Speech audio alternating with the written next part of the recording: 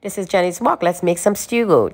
Here for my stew goat, I have onion, ginger, garlic, carrots, herbs, cinnamon, rosemary, thyme. Here I have a ripened tomato.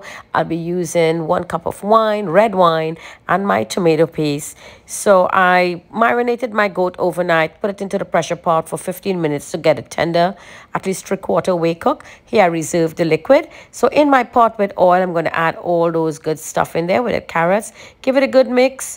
Then I'm going to give it a little spot over here. Let me get a little hot spot where I'm going to be adding my tomato paste.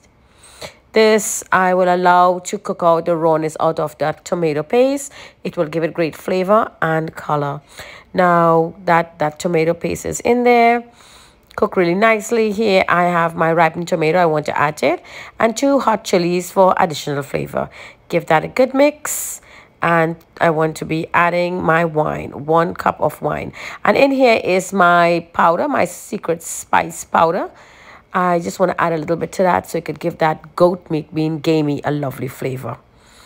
So give that a good mix now before we add our red wine. In goes that wine, 1 cup. And this is going to get a nice gentle cook until all that alcohol has burnt out nicely. Smells great already in the kitchen.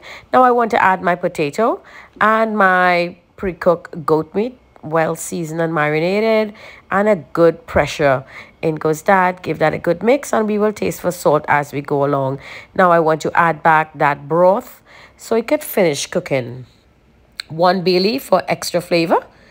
That looks awesome. So for my rice, here I have my ghee and olive oil, and here is my saffron threads that I bring the powdered one into some of warm water. Here I drop 1 teaspoonful in my cooked rice. Now I'm going to be adding to the pot. You want to bring most of the rice up to the top like a little mountain rather than have it sit on the sides of the pot. This is how we, like a dome. This is how we're going to be doing this rice, because you want a crusty bottom on this rice. Take the back of your spatula or your spoon and make some holes at and about around. You can boil your rice with cinnamon, clove, and cardamom, and some salt to taste. And that's how you will prepare to make this lovely Mediterranean saffron rice. Now, this is saffron rice, not turmeric. For my lid, I will cover it with my tea cloth, because when I cover my rice, I don't want that steam to fall back water into the rice, because the rice is already cooked. Take some of your white rice and mix it now into the saffron that you had in the water sitting by there to flavor up. You will see how we'll use it in the end. Now this have been 10 minutes. Here I have some melted butter. I want to place the butter all around in the pot on the edges. There you go, of the rice and the pot. This now is going to create a lovely crust in the bottom. Some of you may know it as bun bun or pigao. Mediterranean cooking, it is a must to make their rice like this. This is the way they enjoy their rice, and I love it myself. I was inspired to make this dish on my travels to Dubai, which I absolutely love the crust. Cover it back again for another 10 minutes. I'm going to open up again that mixed rice with that saffron. We're going to just mix that in so we will create a lovely flavor. Wow, this smells divine. Foodies, only if you can smell the scent of real saffron is something to die for. It's the most expensive spice in the world. Remember, this is not turmeric, it's saffron. Wow, this is awesome. Look at the beautiful color, smells great. I can't wait to indulge. You shake the pot a little bit, you will hear a little squeaky shaking. You know that the crust is ready. So now you're going to just leave it alone. Let it sit there for a few minutes. Get a plate that will cover the rim of your pot. There you go, snug fit, just like so. Hold the 2 ends with your plate and quickly give it a nice little flip. 1, 2, 3. There you go.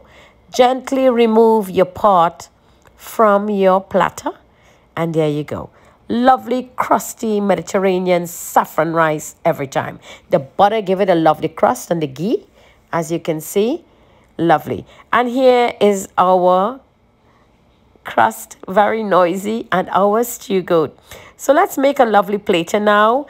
Lovely dish here from Jenny's Walk. Don't forget to like and share with your friends and family, and give it a try, my dear foodies. Ask around, get your saffron and infuse it and make this delicious dish.